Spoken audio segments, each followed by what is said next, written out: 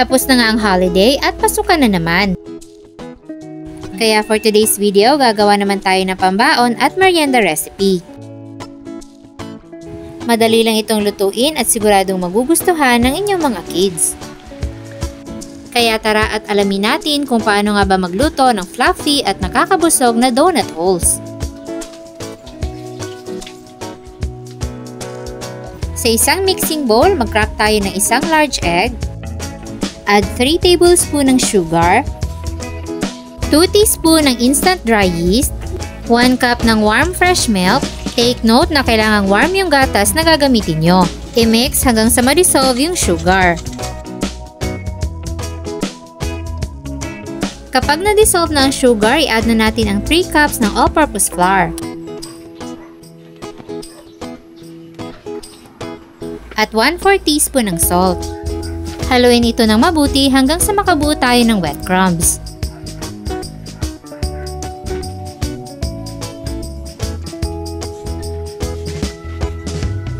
Masahin ito saglit para makagawa tayo ng sticky mixture.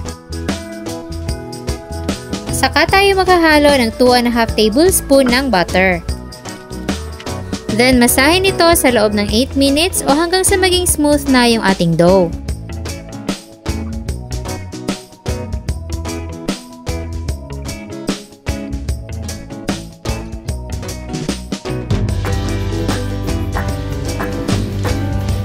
Ganitong stretchy na consistency ang hinahanap natin sa ating dough.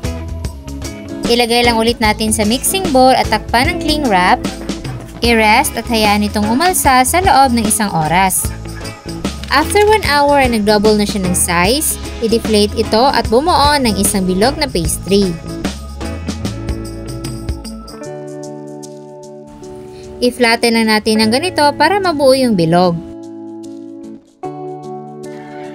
Then, bubutasan natin yan sa gitna. I-cut natin at i-divide into 16 pieces.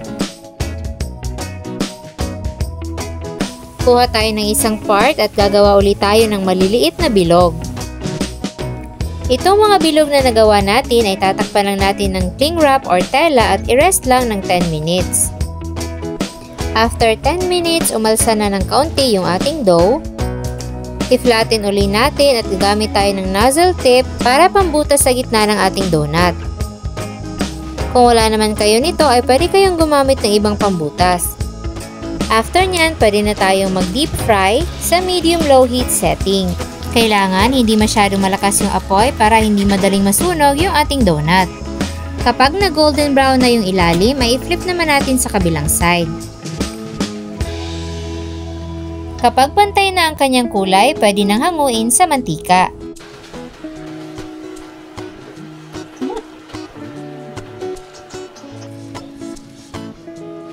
Gagamit tayo ng white sugar para sa sugar-coated donuts.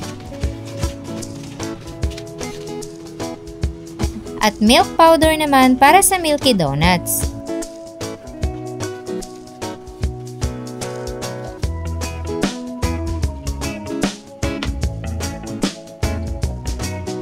Ayan, at ready na for eating ang ating homemade donut holes. Tignan nyo naman kung gaano kasiksik at fluffy ang ating finished product.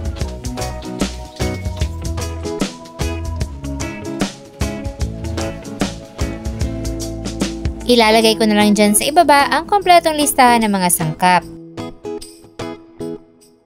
Sana ay nagustuhan nyo ang ating donut recipe for today.